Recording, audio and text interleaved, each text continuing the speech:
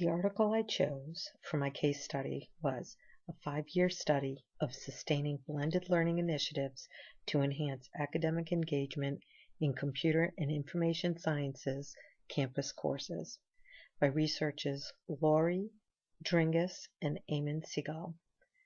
I selected this case study since I teach computer science and technology and thought this would be of specific value to me. The quote, "Without a set definition of blended learning or prescribed initiatives, we allow our initiatives to grow organically," sums up the blended learning project at NSU. There were no strict guidelines for the instructors to follow when deciding on the technology used and how to implement it in their newly blended courses.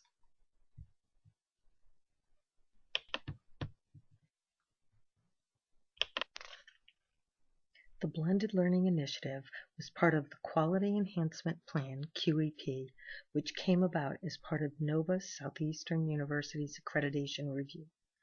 NSU observed that many of the graduate students were working adults, many of whom had difficulty meeting with faculty and peers face-to-face.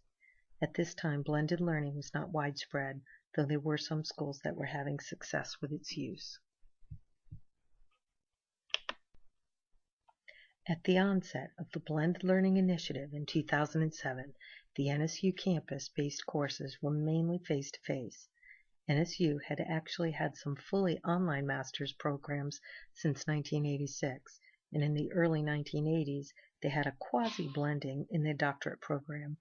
This blending was mainly an online component with students coming on campus a few weekends a year for a face-to-face component to support the students' learning. The blended learning course is the overlap of the two modalities where the course has a face-to-face component in addition to an online component. The initiative was a 5-year plan. NSU chose to not have a strict definition or guidelines for what the blended learning meant or the implementation of the online portion to enhance the face-to-face experience. NSU chose to assess the success of the initiative with student surveys, faculty surveys, shared reflections, and data from the learning management system.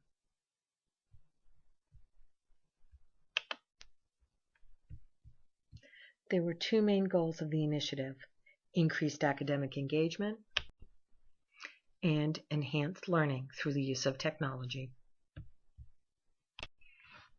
The thought behind the first goal was that if the student was academically engaged, they would have increased satisfaction, leading to the second goal of enhanced learning. The student analysis was based on a number of metrics: the number of students who participated using a 5-point Likert scale, and did a comparison of the current to the previous year. NSU was hoping to see yearly improvement. Based on the results, the first year was actually quite high. There was a slight downturn after the initial year, but then the last 2 years reported showed improvement with regard to the student satisfaction. The results of students' perception of enhanced learning started very high, dipped down for 2 years, and started back up in the 4th year. But the average percentage satisfaction was over 80%, and perception of enhanced learning was above 60%. And was seen as successful with hopes of continued improvement. I found it interesting and not very helpful that the faculty results were not reported in the same way as the student results by year. Though the faculty comments were very helpful in getting an indicator of where the success was and where there may need to be changes. In general, I think the faculty saw the student results as successful and were optimistic about future continued success. Some faculty did voice that they felt some students preferred face-to-face and one-on-one interaction, which is to be expected, especially in the early phases of moving to a blended environment. I could also see where the faculty and students would feel overloaded with trying to strike a balance between the face-to-face and online portion. To summarize the benefits, the data that was previously analyzed, an average of 60% of the students responded to the student survey. Of those who responded, the satisfaction with the blended course offering was quite high, averaging in the 80% range. Also, on average, 65% felt that there was enhanced learning. Based on these results, the blended learning initiative was deemed successful. Some of the challenges, which I believe to be a common challenge for any instructor or institution embarking on a blended learning initiative, is education. Faculty were in need of professional development for the use of the technology to be implemented in the instruction.